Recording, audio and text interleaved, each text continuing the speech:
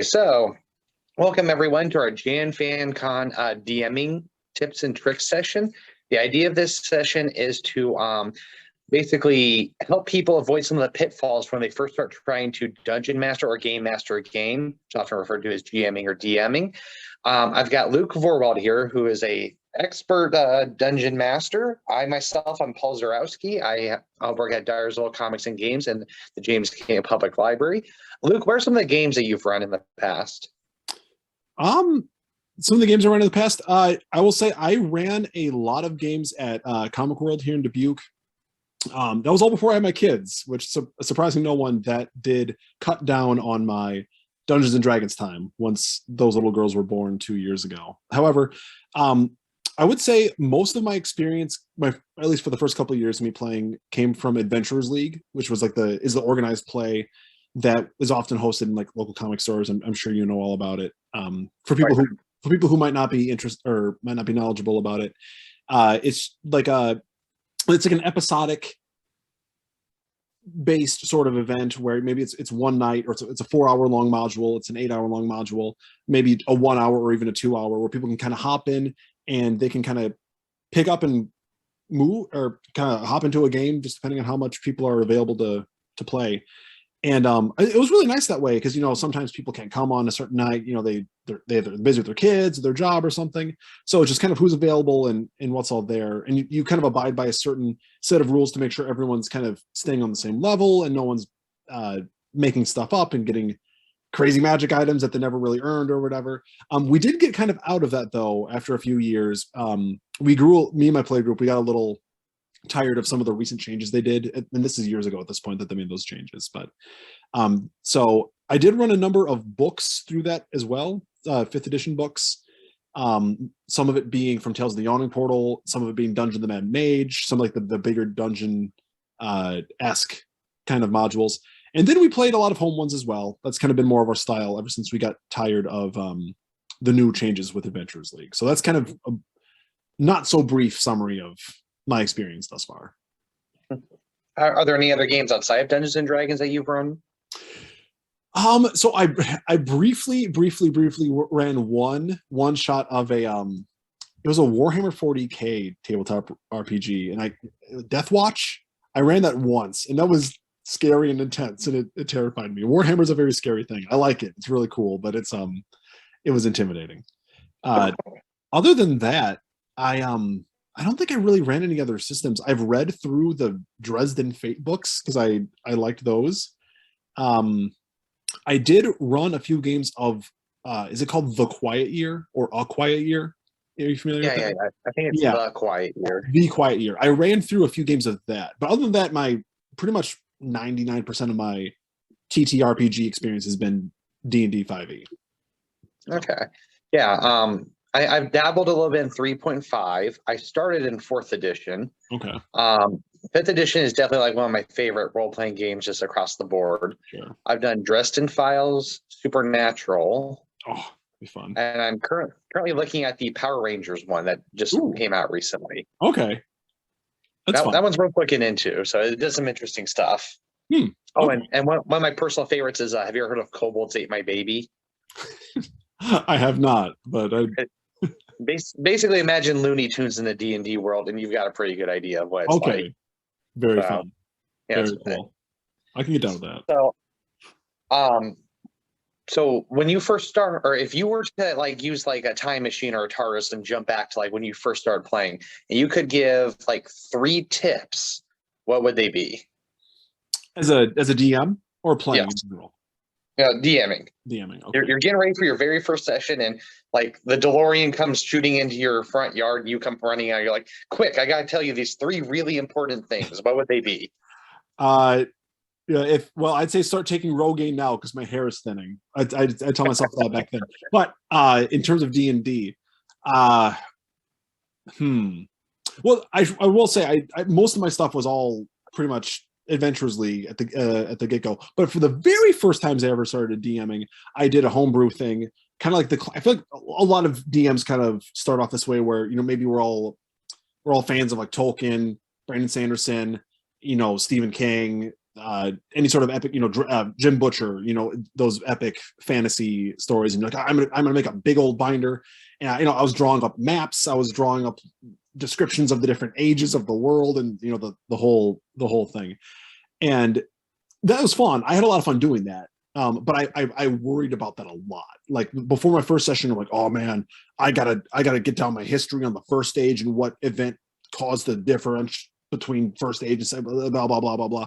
I would have said, all right, Luke, if you're having fun with it, that's fine, but like chill, don't worry about it. And like honestly, your friends, as much as they might be interested, they're not going to care as much as you. They're gonna they might have a fun time with it, and they might like poke around with some of the fun lore that you do, but they are not going to be nearly as concerned as you, the creator. So I would have told myself to kind of chill on it and not have fun with it. I think it's a very fun thing, world building, but not so much stressing about it, which is one thing that I did. Another one, and I bet you could probably back this up too, especially with 5th edition. And this is kind of like my one complaint, my one big bugaboo with 5th edition, is that the challenge rating system, when you're like trying to balance combat, not great. It's very loosey goosey, and I was sticking to it really hard because I was terrified of like, oh man, I don't want to make it too hard on them, and then all of a sudden I kill all my players and they want to leave, or I make it too easy and then they're bored. So I'm gonna, okay, well there's 5 of them, they're all level 4. We're gonna make we're gonna use the challenge rating system accordingly, and it doesn't matter. That's another one, is not to worry about that system all too much, because it kind of leaves a lot to be desired. As for if we're thinking a third tip for myself going into it, here's one. And here's another thing that I think a lot of people can relate to, especially coming into 5th edition. When I first started when I first started getting into D&D, I was a big fan of Critical Role, and I'm kind of falling off a little bit now. I haven't kept up with it. I know they're on campaign 3 and all that, and they're great. They're super entertaining. They're professional actors, they're performers, they do it for a living. Of course, I feel like a lot of people run into this. You set your expectations based on Critical Role or maybe some other professional role-playing thing going on online, and that's great. I think what they do is fantastic. They get a lot of people into the hobby, and it's so cool. But you'll even see it talked about online as the Mercer effect, where you don't want to get too wrapped up in like, man, you don't need to have the gigantic Dwarven Forge set to be all impressive. You don't need to do a voice for every NPC. You don't need to have everything so planned out like it's already a novel written out beforehand. It's totally fine just doing it with your own style, and you don't want to stress too much, because you'll probably back me up on this. DM burnout is a real thing, and it's it can get you, especially when you have like a full-time job or kids or just a life. It's worrying about it too much can really burn you out, and I've been there. So that's the third thing I'd say. Yeah, I definitely agree with that last one. That was something I struggled with when I first started, because you see all these like epic like miniature sets and all like highly detailed figures and stuff like that. What I actually ended up doing was, and I really wish they would re-release this for 5th edition, I managed to get the 4th edition Monster Vault when that was still a thing. Are you familiar with that at all? No, I know like next to nothing about 4th edition. Oh, it is, in my opinion, one of the absolute best legacy items from 4th edition, because it's very simple. What it is you have a box full of tokens that just represent the different monsters, and they're just like little pogs. Mm-hmm. And it's such a nice, diverse set. Like you have like ogres, wolves, dragons, demons, all sorts of stuff in there. It is like just one of the best. So it was $20. That's awesome. Yeah, and unfortunately, they never re-released it for 5th edition. If you find any of them nowadays, they're like going for like $100. Really? There's a few of them, yeah. But if you can find one at like a secondhand bookstore, dive on that sucker, because I've gotten my money's worth about 5 times over. That is so cool. I love that. What you're tailgating on that. One thing that I did, I went to the Dubuque Library here, and I used a 3D printer, and I printed off just like a bunch of like just little guys. The characters use them a lot. I got some monsters that I just found free 3D printing files online. I think I spent like maybe $5 on it total. I got a bunch. It was great. I will say they're not super durable. They've broken off over time, but like for like $5, that's pretty hard to beat. So you can certainly do it on a budget if budget's concerned, which I think for a lot of us it is. Yeah, my supplies nowadays are basically I have some of the like interconnecting tiles that are Oh, whiteboard erasable, mhm. my pens, and then just like years ago I bought like three starter sets versus or three starter sets of like hero characters. Mhm. And I that's just what I use for my mini pool. It's just like when I go to play, just dump those out. I'm like, all right, everybody pick something that represents you. And Absolutely. it's just a nice little diverse set of it, like ranger, barbarian, fighter. I mean, you're not Mhm. going to find your specific like changeling fighter who's also a cook and battles with a wand or something like that. And if Um, you want to spring for the hero forge and do all that, I mean, you can. If you do that a lot, it's going to get pricey. You know what I mean? So I've messed around with hero forge, and that's fun. But like, you can certainly do it on a budget. And when it comes down to it, it's just all the stuff that's going on up here that is what really where the proof is in the pudding. Is that you don't need to spend a whole lot of money to have fun with D&D. yeah, very much. Yeah, I looked at Hero Forge once. Was like, that's a little rich for my blood. It is. I had a buddy. He printed one off that was perfect, but the little sword that got on it, it cracked off. Knocking around in his tackle box where he keeps all of his minis. So it's fun to do that kind of stuff. And if you don't care, if you want to drop $50 in a mini, more power to you. But I'd rather not. Yeah. The second tip I would give to myself is don't be afraid to have major consequences or kill players. Now, I don't like killing players. I don't go out of my way to do. I'm not like some serial killers off to pick them off. But about a year ago, I did Curse of Strahd with some friends. Oh, so good. It's an amazing adventure. But we had an incident where the group was actually like they were just done for the day with like whatever they were doing. And 3 days prior, Strahd had basically said, for those who are unfamiliar with the adventure, Strahd is basically Dracula, more or less. Like, okay, give me the girl that I want in 3 days and we'll be buddies. Don't, and you're my enemy. So they had completely forgotten about that. They were basically like settling down for the day. And Strahd appears at the edge of their campfires, like, what's up, bros? And so what happened was half the group wanted to turn the girl over, half of them didn't. But because they didn't come to a consensus, Strahd's forces attacked. The group turned on each other. And I made the joke, I won this fight without actually physically doing any damage from my side. And I felt bad about it, so bad that I actually like pulled the bad guys back and were like, I'll give you one more day or something like that. It made sense in the moment because, like I said, I was starting to get to the point where I was worried that players in real life about to start fighting with each other. It got that heated. But in hindsight, I wish I'd actually pressed it because as a result, it kind of undermined Strahd as the main bad guy. Sure. Because he's like, oh, I'm here to get you in one more day. Yeah. I hear that. You got to add those stakes. And I certainly agree.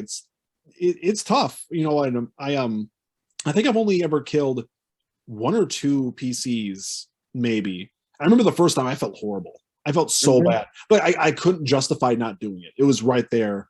It was in Dungeon the Mad Mage, a bunch of gibbering mouthers.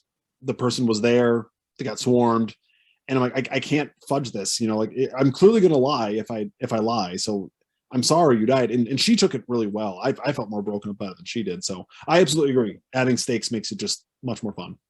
Yeah, because otherwise you hit like the climax of the story where it's like, oh, Tiamat is rising up from the underworld. And the players are just sitting there and they're just like, oh, that's really interesting. We know we're going to win this otherwise. Because otherwise, if there's no difficulty, there's no stakes. It kind of like eats into the story a little bit. It does. Yep. I had my third one a moment ago. Make combat more descriptive than just I hit this guy. I kind of learned this from watching Harmon Quest, if you've ever seen that, which is I've never watched it, but I've heard a lot of good things. I'm vaguely aware of it. Oh, it's actually really good. The first season's the best, but they're all worth watching. But they do a lot of like goofy stuff while fighting. And I've started to incorporate that after watching, where it's a little less of just like I run up and I hit this guy, I just do numbers, and then he does numbers back to me, and whoever's numbers run out first loses. Basically, it's almost like treating like the battlefield is more like a 3D terrain type of thing. I've had one of my friends who he plays a monk, and when for a while there, he was almost playing his character like Jackie Chan because he realized that I was willing to work on that. It'd be stuff like, all right, instead of just dodging, he's like, hey, can I have picked up a book and blocked the guy's hand with it? Which is something like out of a Jackie Chan movie. And like he would just like break plywood and like grab and like smack the wizard over the head with it and stuff like that. That's I made great. the battle it's awesome. It's great. It makes the battle more kinetic than just, oh, I hit you. Oh, you missed me. Yeah, absolutely. Kind of cutting my teeth in the Adventurers League realm when I was first getting into it. We did kind of fall into that a lot, where it was just kind of a numbers game. We did like between combat, we had a lot of fun and had in jokes and all that fun stuff. But when it came down to combat, it was kind of just numbers, numbers, numbers. Which, if that's your thing, that's cool. You know, if that's all you want to do. But it can be so much more rich than that and so much more fulfilling. Like you said, just adding in fun descriptives, or even as a DM. Here's another tip that I kind of wish I've been incorporating more and I could do better with now. There's so much in terms of like environmental stuff, or even conditions, or like even just being aware of like giving half cover or 3/4 cover, going prone if you want to avoid like ranged attacks. Things there's so much fun stuff you can do, or like placing your enemies in advantageous like spots, and giving them like the high ground, and like that internet meme that we love so much. So there's so much you can do that, like, I think when you just get so stuck with like, oh, we're on a 2-dimensional plane, the thing comes up here, numbers, backs off, die. It can be so much more fun than that. So Yeah. I wish I would have kind of incorporated that more, and I probably could even do more to this day. Yeah, and something that my personal D&D group has been doing a lot more lately is more stylizing characters, which I highly encourage. It makes things more interesting. The example I used earlier of the fighter who's also a cook using the wok, that is from my weekly D&D group, or that's one of the people's character. I mean, the fact his shield is a wok doesn't affect anything other than he's got a cooking tool. Mm-hmm. Like every time they show up in an inn, he's like, hey, I'm going to see if I can earn us a free night by cooking or something like that. Absolutely. Yeah, being able to especially play with the types for spells. For those who don't know what I'm referring to, Tasha's Cauldron of Everything has rules on there, or tips on like how to personalize spells. You can't really change fundamentally what the spell does, but you can flavor text it. Mm-hmm. So for example, I was playing a chronomager, I can't say it right at the moment, but basically a time wizard. And I had changed things like magic missile was time bullets. Still did the same thing, but it's just like I'm shooting time at the person instead of just force darts that hit you. Oh yeah, there's that very fun image in Tasha's Cauldron where there's like chickens coming out of the wand or whatever it is, Yes. Oh yeah, you say Time Wizard, I immediately think of Yu-Gi-Oh. I was a Yu-Gi-Oh kid growing up, so I'm very fond of Time Wizard and all of his fun things that he does. Yeah, I know that card well. Yeah, that's really fun. There was I think my favorite character that I ever, well, that's debatable, but one of my all-time favorite characters, I had a halfling divination wizard, and I took all the feats that I could like mess with dice rolls. So I do the fun divination stuff where I can mess with the rolls and I can slip in rolls for what they could be. Halfling luck, lucky. So the whole gimmick was that I was always changing numbers where I shouldn't. And the gimmick was that she would wake up every morning after she had her long rest. In her spell book was also her journal and her diary. And she would write down like little like vague passages of what's going to happen. And that's what was kind of like justifying for why she could see the future and why I could change the numbers around. So adding those personal touches are always going to make it so much more fun in your mind than just, I made this person, it can do 60 damage on average at level whatever. And again, numbers are fun. I like them. They only go so far. Yeah. It's much more interesting when things actually happen as a result of it. Mm-hmm. Yeah, and that's really the sweet spot, I think. When you're playing at least 5th edition, it's probably true to some degree for most role-playing games. But if you can integrate the rules and the numbers with the actual narrative, that's when that sweet spot is happening. That's when you're really going to remember all that fun stuff. Because if it's all just fluff and it's all fun, yuck, that's fun. But you're kind of just making it up. It doesn't really have any justification or anything behind it. But if it's just numbers, then it's kind of just boring numbers. If you can find that sweet spot where they're integrating, that's where it's at. Yes. Any other tips that you can think of? I got like a couple. I'm trying to like figure out how exactly to say them. Yeah. Here's one that I try to integrate as well. Again, this is probably coming from my like trial by baptism by fire, going through Adventurers League in the way that we did it. There comes a point, I think, even in combat where like stuff just needs to end. Like you've been in combat forever, and you're just slogging it through, and you're just one goblin at a time. Like, and I'll do this straight. I'll fully admit it as a DM. Like if the combat is boring, if it's at the point where you're just kind of killing off the minions or whatever, like have them run away, or have them give up, have them surrender, or they had 2 hit points left when that person could have just done a killing blow. They're dead. Get rid of them. If you can tell that the table's not having fun and it's just the combat's boring, we want to move on to like the social encounter or whatever, or finding the treasure or whatever the next part is. Just cut it. Just don't be. You don't need to be so by the books and so by the numbers. One, the players probably aren't going to be able to tell, and even if they do, they're probably not going to care. They just want to do the fun thing. So again, if it's fun, if you're having a big epic battle and you're really kind of doing a lot of push and pull, keep it rolling. But if it's clear that no one cares, just just hand wave it. That's what I say. Yeah, I would probably say building off of that is just know general or learn pacing for stories. Well, such as like, we've had a lot of talking. This might be a good time to interject with a fight of some sort, and then vice versa. Where it's like, we just did a lot of fighting. Let's give the players a chance to rest from that. And exactly. And the same is the inverse too, because one thing that I will fall into, I was kind of talking about it before, where I'm a big sci-fi fantasy nerd. I love reading books. It's one of my favorite things to do. I'll often get caught up in like, okay, time to deliver the exposition. And as much as I love exposition and as cool as my friends are, they're never going to care as much as me about the exposition. They're never going to care as much. Maybe they will to a degree, but I can sit there and deliver plot. I can sit there and talk about world history and like give them hints about like who the big bad is and the twist. But like when it comes down to it, at some point they want to roll some dice and they want to do the cool things that like they've invested time and levels and like real life personal time into like building up their character.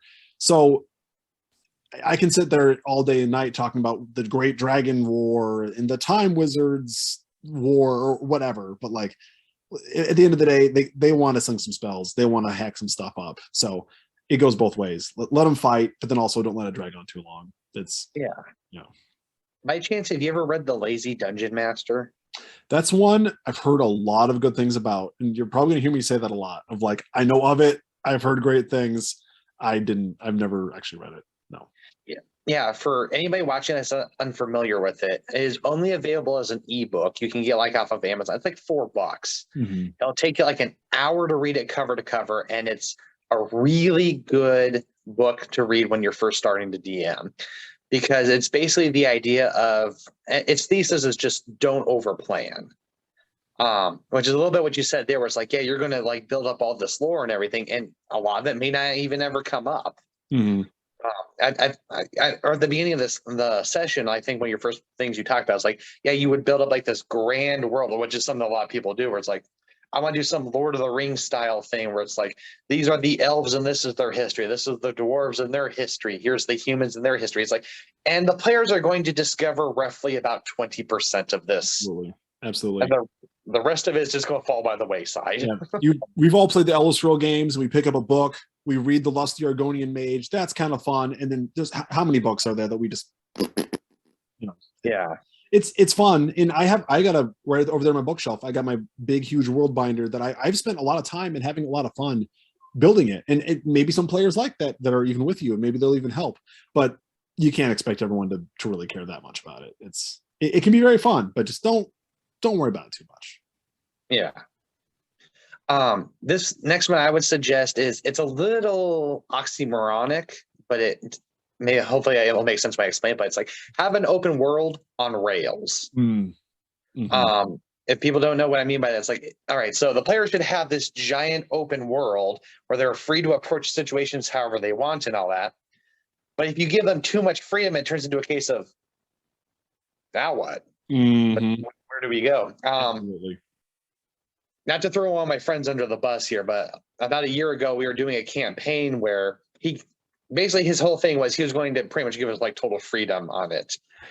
And as a result, what was fundamentally the main plot changed about 4 times. Mm-hmm. At a certain point, I'm just like, I don't remember what started all this. And like, there was like no real named villains because like we thought we were like pursuing these guys, and then suddenly we're chasing these guys because he let us chase things around like a bunch of ferrets in a shiny store. I completely agree that you got. I feel like a lot of like the points that we're gonna make is gonna come down to balance of like don't over X but don't under X, and plot like you're talking about there is very true. I've had it plenty of times where I've been a part of I've played in them or even ran them myself where I've given too much freedom and people are like what do we do? And you know there have been times when people if there's hey I know you got this plot going, you get this thing, we kind of want to go off the rails, you can, and that's fine, but also keep in mind I only have so much free time in my real life to plot for stuff. So like if we start going far enough off the grid, we're getting into random tables territory where I'm okay, what's the encounter? I can't possibly plan for an entire world. I got this here. If you want to go off, like, all right, now we're just getting into like, okay, now we're randomly just rolling and you run into bandits. Yeah. Here you go. So yeah, I completely agree. Keeping it open enough that like they feel like they have to have some freedom, but when it comes down to it, we are playing like a game where we're all kind of signing a social contract to like stick to the thing and do it. Yeah. Otherwise it becomes just wishy-washy chaos. Yeah, the example I've always used is when you start up Skyrim, it's like you go through that first area or like the dragons attacking that keep, you get out there. At that moment, you have like the freedom to go anywhere you want. But at the same time, the game says, hey, there's a village here, there's a village here, there's a village here. Maybe start at one of those. Mm-hmm. So Yeah. Probably go to Whiterun. Probably a good idea. Just go. Oh yeah. That's like almost always the first place I go. Yeah, get the Dragonstone from the place, the place of the Dragonstone. Yeah, but then get your shouts. Absolutely. You know what? Hopefully you don't mind me bringing up a point. This is one thing I love bringing this up with people who DM because I feel like a lot of DMs are kind of cut from the same cloth to a degree. But I feel like a lot of us pull inspiration from different like IP, books, video games, whatever. You bring up Skyrim, which is obviously a very popular fantasy thing. What are some of your favorite inspirations that you draw from when you're making your own campaign? I have a tendency to pull from Fire Emblem and Shining Force. I'm unfamiliar with both. I only know Fire Emblem from Smash Bros. That's all I know Fire Emblem from. Why, just because half the cast is Fire Emblem characters? I love that game, but yeah, there's a lot of them there. Yeah. So Shining Force was a game that I played when I was a kid. It's kind of like Final Fantasy, where it's like a series of games where they don't really cross over with each other, but it's turn-based strategy. Like the first one is basically you start off in like the peaceful kingdom when the evil kingdom comes over, attacks and like kills the king and steals like some relic that they need, and then you're chasing after them, trying to keep them from getting back, so that way they can resurrect this like evil dragon god. In terms of gameplay, it's turn-based combat. Sure. And you can recruit characters as you go along, and some are pretty awesome. Like Xylo the werewolf is like burned into my memory. Because there are some missions where like you were literally just following him as he just carves through everybody. Werewolves are pretty cool. he has like this cool critical attack where he just like raises his hand, like these like 100 spirit wolf heads just go swimming by and like take out the target. Love it. Awesome. And this was like Sega, so the fact they could do something like that was pretty cool. Some classic awesome BA fantasy stuff. Yeah. And then Fire Emblem kind of is in the same vein, where it's a long series of games where they're all turn-based combat, and again, like Final Fantasy, each one of them is completely different. Like the bigger ones that have been more popular is like Three Houses, which is basically you end up working at your character's working at basically like Hogwarts School of War. It's like the best way I can describe it. And then the one before that is really good, which is Awakening, where they do some wibbly wobbly timey wimey stuff where some people from the future are coming back trying to make either the good or bad future happen. Very cool. Okay. Oh yeah. Well, I know you're getting you're getting the turn-based combat, which is an overlap with D&D. I know it's maybe not quite exactly like a Fire Emblem or like a Pokemon turn-based combat thing, but it's pretty close. Like you can only do so much. You got to take turns in your combat, so you're kind of getting that up there. And I know we've talked about Dresden before too. Do you ever get any inspiration from Dresden? Not as much, because the way we played our D&D stuff, it went interlocked too much with, like, maybe I've got ideas for like creatures from it.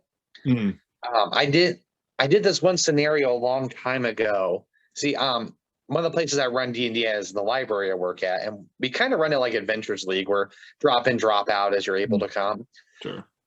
We were doing this thing where the characters were trapped in this mine where there was a phobiophage there, which was from like the 6th or 7th Dresden File book.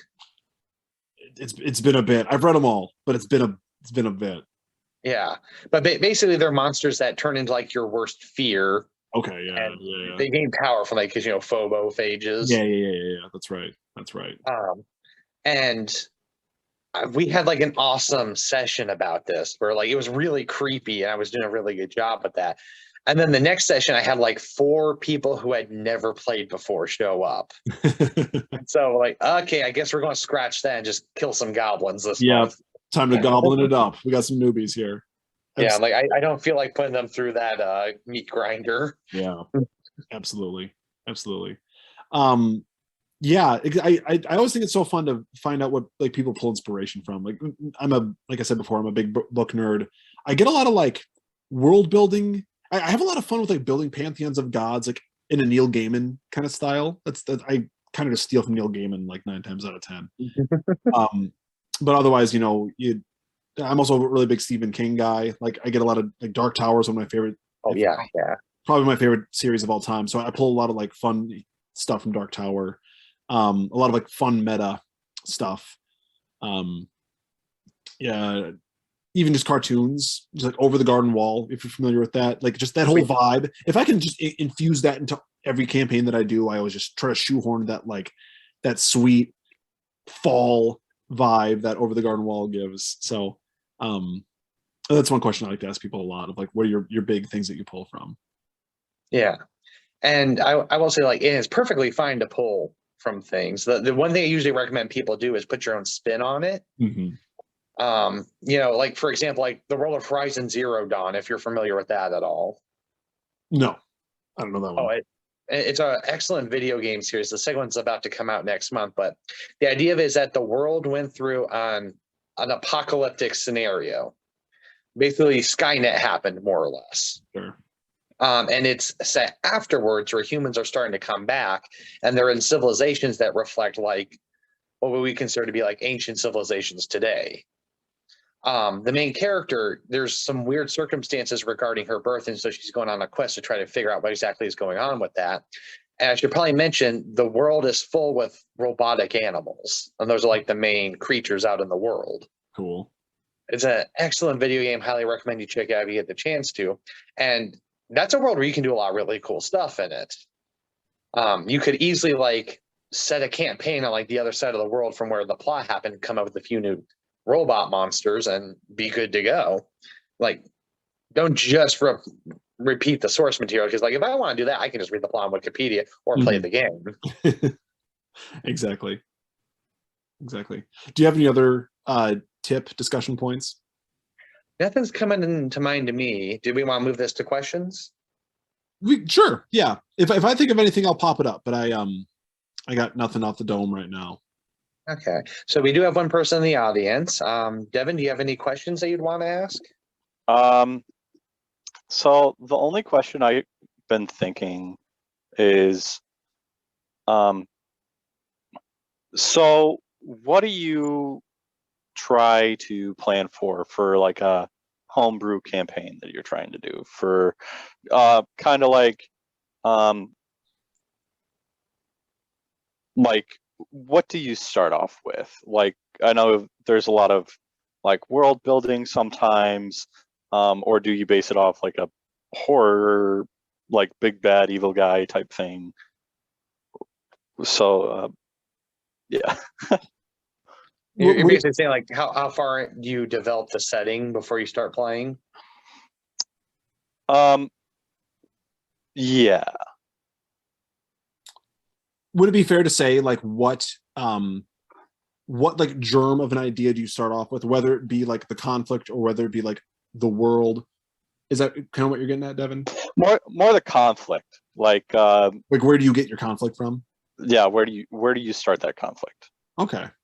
I can start spitballing that if you don't mind, Paul. Yeah, go ahead. Yeah, I mean, I've only ever really I've done a handful of one shots where like I've tried to do like a gimmick here and there. I know I ran actually a couple for the library here in Dubuque. There was one where the gimmick was that eventually, if the players were paying attention, they realized that they're in Settlers of Catan. That was kind of the gimmick. And with those one shots, you can have a lot of fun with it. Where like they start to realize that they were gathering all these, if they're familiar with Settlers of Catan, which a lot of nerds are, then you start to realize that you're gathering resources from settlers. And I was dropping hints, and we were only playing for like a couple hours, so you can have a little more fun with the one shots. I know when I ran a one shot at Dubuque when they had their last mini con, Shauna McGuire was playing there, and she's a fantastic author. She was great, and I got the conflict from that one. I had read one of her short stories about basically the world. People, in order to overcompensate from the damage they've done to the ozone, they've like pumped way too much O2 into the world, and then like as a result, plants got huge and insects got huge. So I envisioned from her short story like these spiders coming out of tall grass and stealing them away. And that's kind of where I got my conflict from that one. So that was just kind of a fun, quick little gimmicky one. If we're talking like a big, sprawling, epic homebrew, a la Critical Role, or the dream that everyone always goes for is the big Tolkien-esque one. I like to personally, I try to find one central like conflict, and then with the world building, I kind of go from like a top-down thing. And if you can, I like to try to integrate them. I won't go into mine too much because it's not worth going into, and no one's going to care as much as me. But I had gotten the main conflict of like it's like a big eldritch thing, because of course I'm a Stephen King fan. There's going to be some big eldritch bad guy at the end of the day, which is it and Dark Tower and multiple other things. And I wanted that to somehow integrate with like the creation of the world and why things are the way they are in the world. And surprising no one, the big conflict at the end of the day, after you beat all the different bosses and sub bosses going up the chain, you got to stop this big eldritch being from eating the world. That's kind of like you see that a lot in fantasy tropes too, like not to give any spoils away for books, but you see some of that in Dresden Files. You see a hint of that in the Game of Thrones, Song of Ice and Fire books. Things of like outsiders kind of trying to come in and people trying to fight them off. That's kind of a classic trope that you see. So I could even just say I took that from books. I'm not the first one to create that. That's existed plenty of times.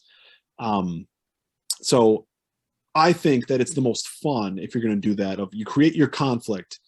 It can be pretty vague and pretty general, but if you can have it filter in and connect with the world building, that's where you're hitting the fun sweet spot, at least for me.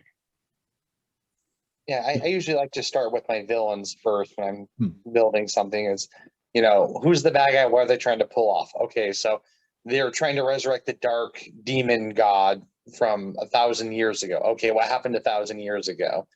They used 4 magic stones to seal them away. Okay, where are the 4 stones? They're in the 4 different kingdoms. I was like, from there, I just kind of keep building it, because I feel like that's, at least for me, that's the best approach for me, is to start with what exactly is the villain's master plan. Mm-hmm. Like a top-down way. I think that's the best way.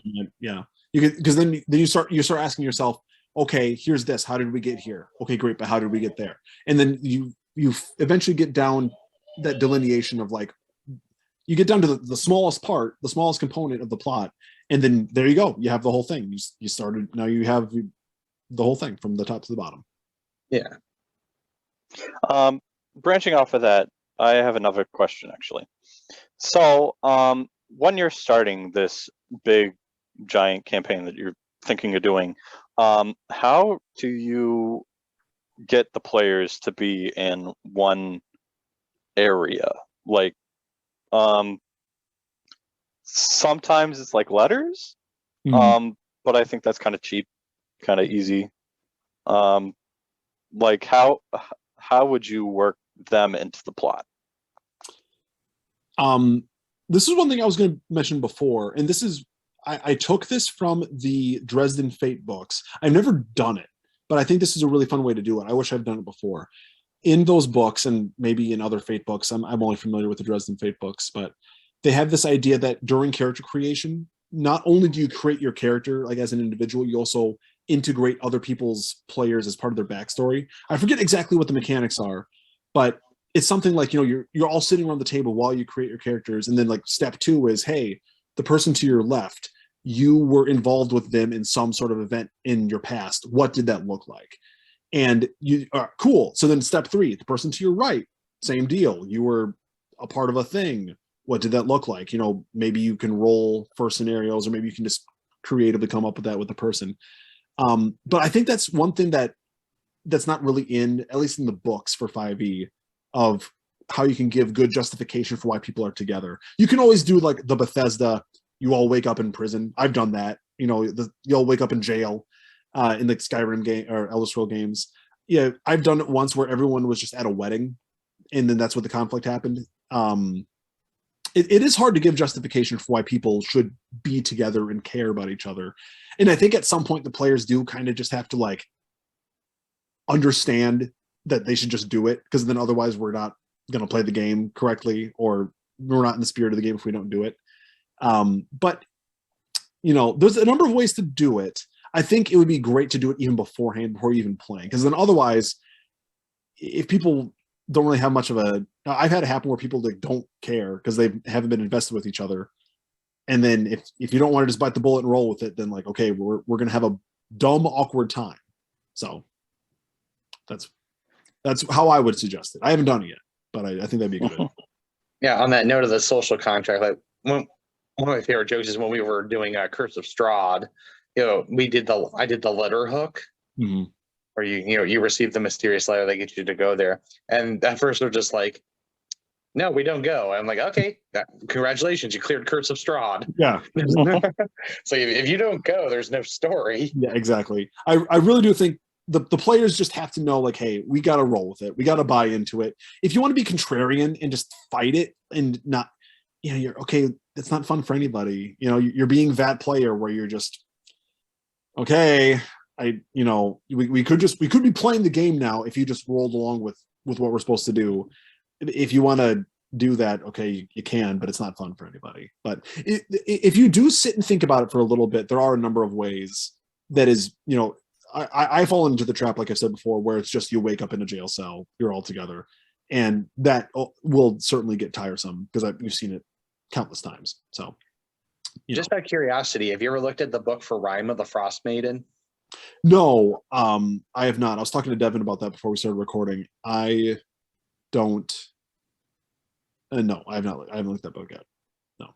Well, what's interesting about it is if you're doing the book verbatim, the beginning part of it is the characters actually don't know each other beforehand. The idea is you were just like random people that were thrown together as like a squad to like go try to find this treasure.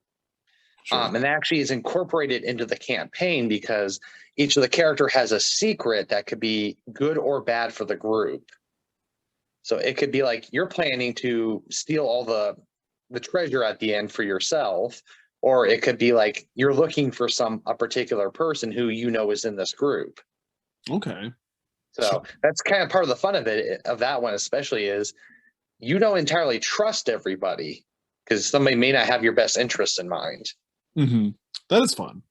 One that I did in one of my better arcs of my homebrew, which is very seldom nowadays. You know, ever since I had kids, my homebrew special, I call it the big special, because that's when people really get to stretch the legs and have fun. It's very infrequent nowadays. But my favorite way that I did it ever was that there was a quaddle, which is a monster, not even a being in the Dungeons and Dragons world, where it can like communicate with people in dreams and kind of filter in and out of people's subconscious if they want to.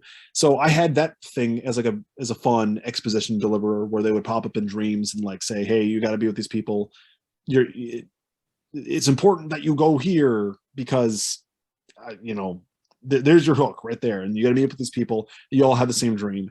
So it doesn't have to be super complex, and it doesn't have to be the most elaborate way, but there are fun even in game ways, like I mentioned, with a creature or maybe like a wizard or a spell, or there's magic. You can do whatever with magic.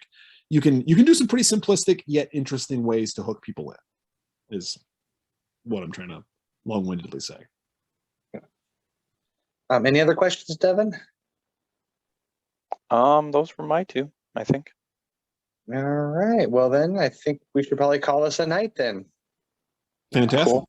I do want to get it on the record. Thank you so very much, Paul, for dealing with me having had COVID last week and rearranging with my kids with the schedules. I thank you very much for adjusting for my not great availability. So thank you very much. Oh, I'm used to rolling with the punches. So, so roughly given whenever somebody listens to this, on the next Friday, which would be January 21st, Jacob Heinenreich is going to be doing a session on mathematics and gaming at 6 o'clock on basically how to use math to optimize your characters for D&D. So be sure to check that out. He always does a great job with those. They're a lot of fun, and you'll learn something along the way. That will be, I believe, in person at Carnegie Stout or virtually on Zoom. So if you're interested, sign up to either be there physically or virtually. So I believe that's a wrap for tonight, everyone. Fantastic. Cool. All right. Thank you. All right. I gotta figure out how to leave on phone. So. Yes, and I'm the one recording, so I should probably stop recording.